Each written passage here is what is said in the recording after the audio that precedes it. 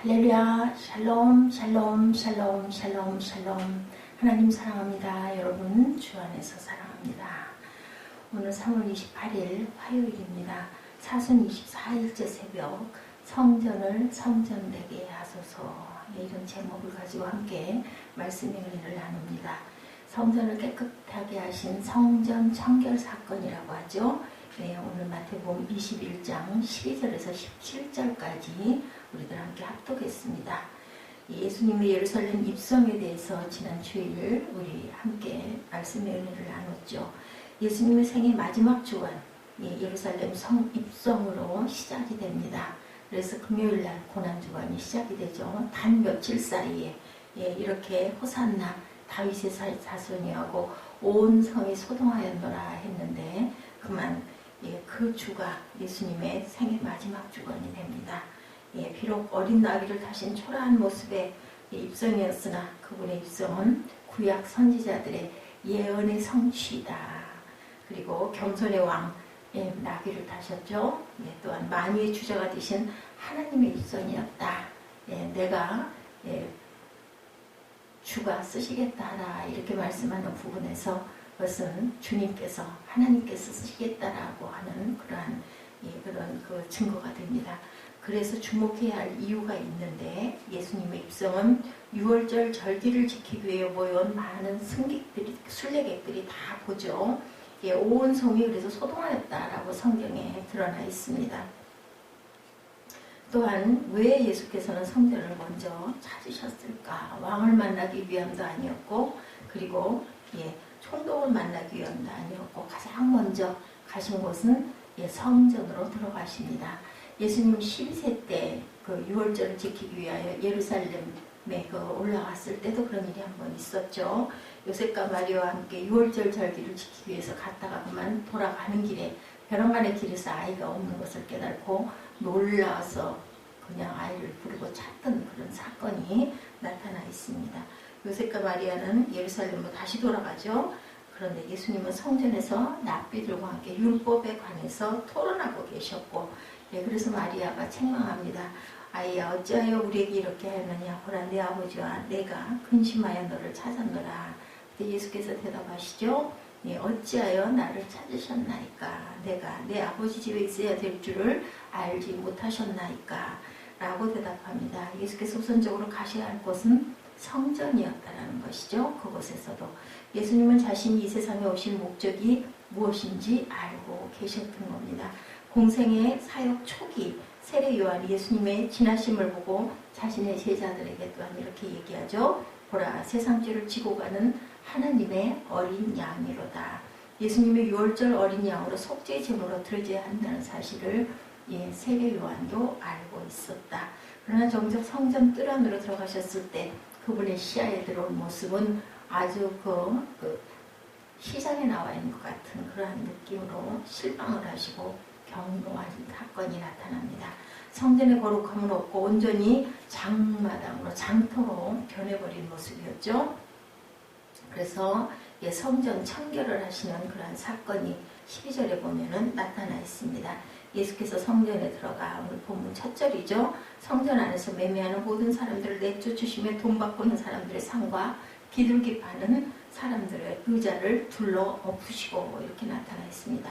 성전 안에서 매매하는 모든 사람들을 내쫓으시고 돈 바꾸는 사람들의 상과 비둘기 파는 사람들의 의자를 둘러 엎으시고 말씀하신 거죠. 13절에 그들에게 이르시되 기록된 바 내 집은 기도하는 집이라. 일컬음을 받으리라 하였거늘 너희는 강도의 소굴을 만드는도다. 우리는 이 사건을 바르게 이해하기 위해서 두 가지 의문의 답을 해봅니다. 첫째는 성전이 어떻게 장마당으로 변화되었느냐. 이 부분입니다. 아이러니하게도 그 유래는 율법으로 시작되는데 신명기 14장 24절에 그러나 내 하나님 여호와께서 자기 이름을 두시려고 택하신 곳이 내게서 너무 멀고 행로가 어려워서 내 하나님 여호와께 그 풍부한 주신 것을 가지고 갈 수 없거든.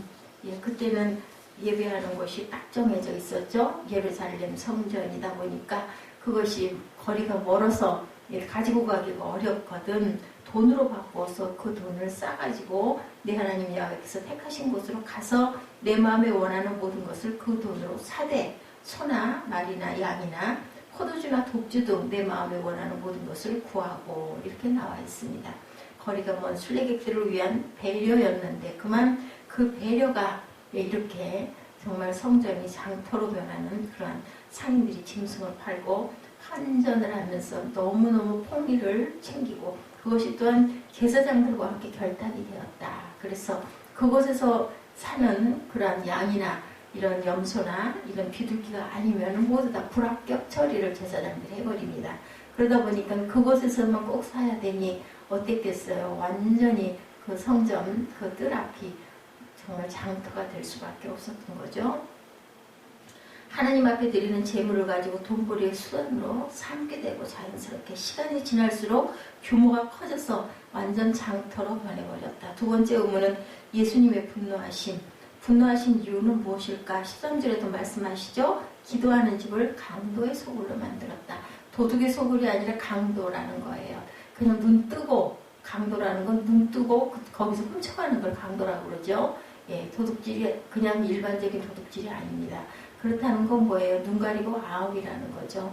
부르는 게 값일 것이고 거기서 조금만 딴 데서 가지고 온 그러한 물건을 가지고 갔다가는 절대로 허락이 되지 않는, 그리고 또한 성전 세를 폭리를 취하고 받고 또 환전을 해야 돼요. 돈을 다른 곳에서 오신 분들은 그럴 때도 거기서 폭리를 취하고 일부는 제사장에게 갖다 올리는 상인들의 아주 그러한 드러내놓은 아주 강도 행위를 했다. 장터와 같이 매매가 이루어진 것은 바로 이방인의 뜰입니다. 예, 그 이방인들 가운데 하나님을 섬기는 사람들이 그 모양을 보면 첫 번째 뜰은 이방인의 뜰이다. 성전 구조죠. 성전 맨 끝 외곽에 위치해 있고 그 다음은 여인들의 뜰, 그리고 그 다음은 남자들의 뜰, 그리고 제일 안쪽에는 제사장들만 출입할 수 있는 성소가 있었는데 장터와 같이 매매가 이루어진 것은 바로 이방인의 뜰입니다. 이방인들 가운데 하나님을 섬기는 사람들이 이방인의 뜰에 나와 기도하는 곳이었다라는 거죠.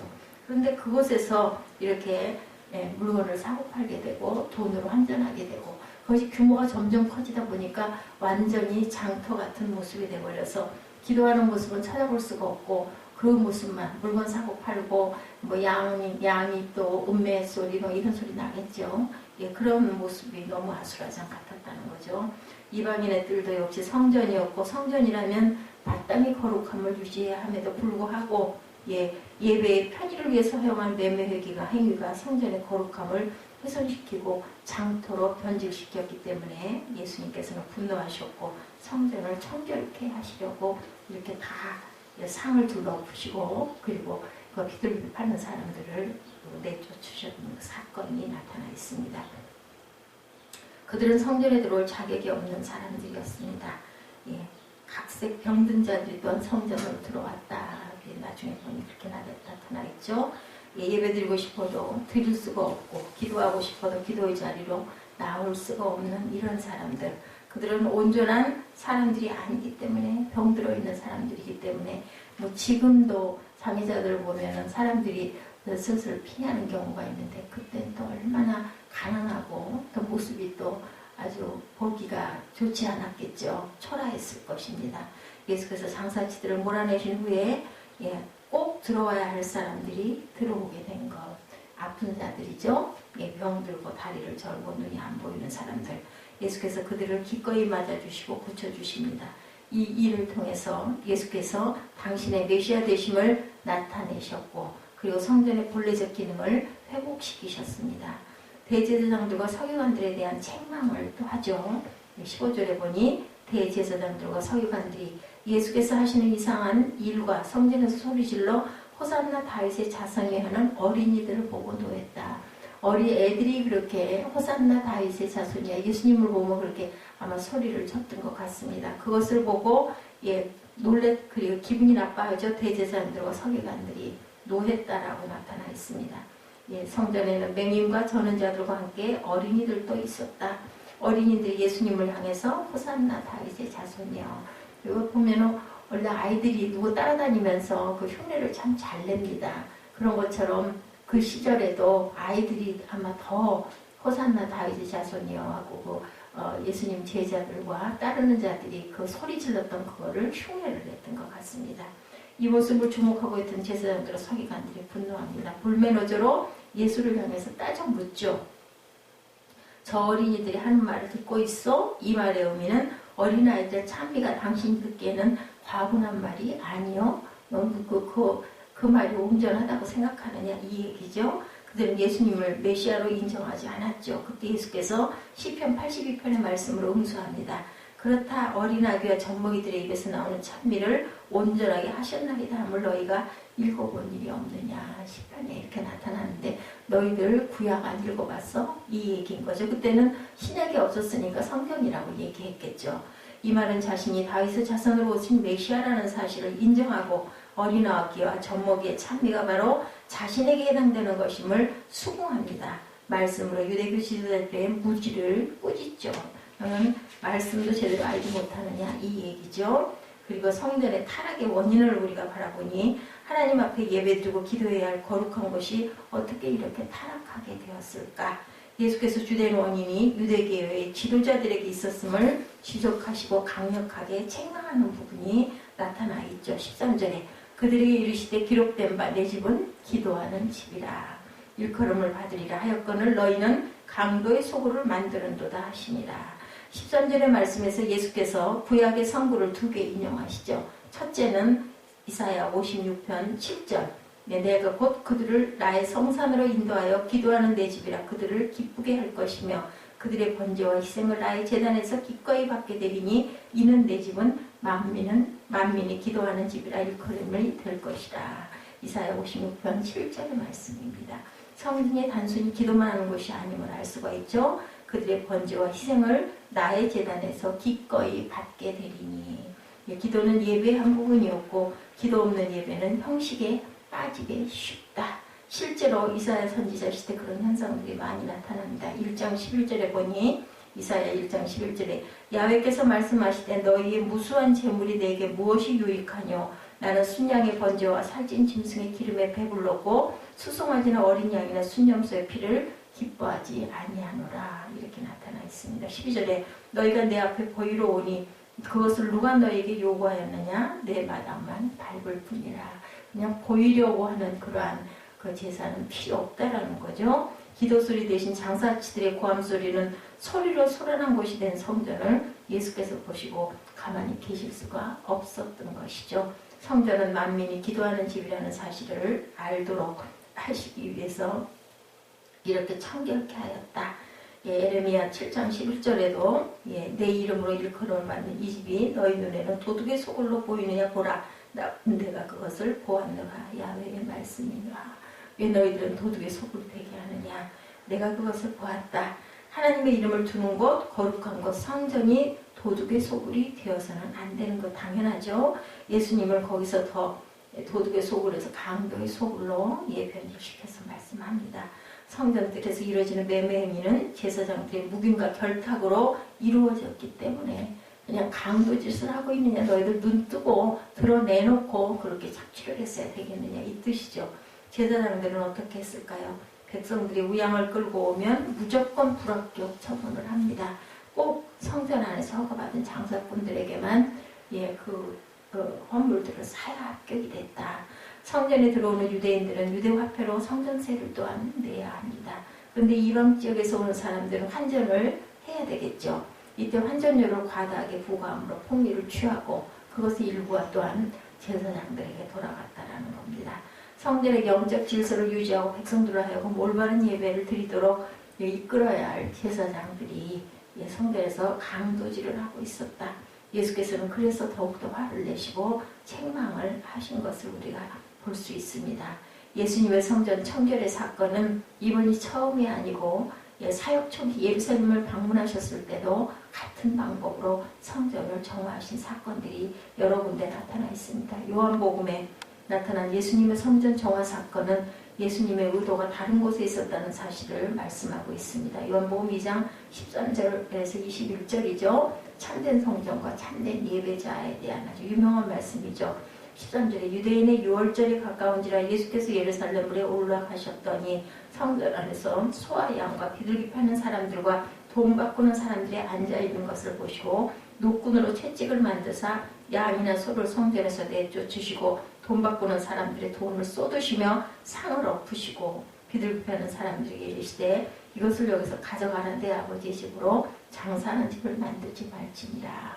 그래서 사람들에게 그 채찍질을 하지는 않았습니다. 예, 거기 짐승들 그리고 상의 돈을 엎어버리시고 그리고 비둘기 파는 사람들에게 가지고 나가라고 이렇게 고함을 지르시죠. 17절에 제자들이 성경 말씀에 주의 전을 사모하는 열심히 나를 삼키리 한 것을 기억하더라. 그래서 20절에 보니 유대인들이 이르되 이 성전은 46년 동안의 지역권을 내가 3일 동안에 일으키겠느냐 하더라. 예수께서 19절에 말씀하시죠. 너희가 이 성전을 헐어라. 내가 사흘 안에 다시 세우겠다 하니까 유대인들이 그저 비양거리죠. 그리고 21절에 예수는 성전된 자기 육체를 가리켜 말씀하신 것인데 그들은 깨닫지 못하죠. 성전을 청결케 하신 사건은 단순히 성전을 청결케 해서 기도하는 집이거늘 기능을 회복시키려는 의도가 아니었음을 알 수가 있습니다. 구약 성전 예배의 불완전함을 폐지를 의미하는 거죠. 더 이상 짐승의 피를 흘리는 제사로는 인간의 죄를 제거할 수 없다는 한계를 보여주고 있습니다. 하나님 앞에 드리는 예배의 대전환을 예표하는 사건. 그래서 헤롯 성전도 AD 70년 로마 군대에 의해서 완전히 와해되고 더 이상 형식적인 예배를 드리지 못하도록 없애버리시고 아이러니한 것은 지금도 예루살렘에 가면 성전 한 벽면이 남아있는 부분, 통곡의 벽이라고 하죠. 벽을 머리에 박고 기도하는 유대인들의 모습, 그리고 그런 그림도 또 나와 있습니다. 그렇다면 예수께서는 어떤 예배자를 찾으시는가? 요한복음 4장이죠. 영과 진리로 예배할지니라. 20절에서 24절에 드러나 있습니다. 우리 조상들은 이 산에서 예배하였는데 당신들의 말은 예배할 곳이 예루살렘에 있다 하더이다. 수가성의 여인이 묻죠. 예수님께. 예수께서 이르시되 여자여 내 말을 믿으라. 이 산에서도 말고 예루살렘에서도 말고 너희가 아버지께 예배할 때가 이르리라. 너희는 알지 못하는 것을 예배하고 우리는 아는 것을 예배하노니 이는 구원이 유대인에게서 남이라. 아버지께 참되게 예배하는 자들은 영과 진리로 예배할 때가 오나니 곧 이때라. 아버지께서 자기에게 이렇게 예배하는 자들을 찾으시느니라. 하나님은 영이시니 예배하는 자가 영과 진리로 예배할지니라. 거짓되고 형식적인 예배자, 기도자를 멸하신다. 진실하고 참되게 예배하는 자를 찾으신다. 예수께서 성전 청결의 사건을 통해서 우리에게 주시는 메시지는 성전을 성전되게 해라. 성전에는 기도하는 것이지 장사하고 다른 짓을 하는 것이 아니다. 기록된 내 집은 기도하는 집이라 일컬음을 받으리라 하였거늘 너희는 강도의 소굴을 만드느냐. 오늘날의 성전은 교회죠. 예수 그리스도께서 친히 교회의 머리가 되시죠. 그래서 교회 공동체는 거룩한 성전이 되어야 하는데 세상과 비슷한 여러 가지의 것들이 들어옵니다. 그것은 전도의 목적이다라는 것으로 보면 어느 부산에서는 그런 곳도 있었다고 합니다.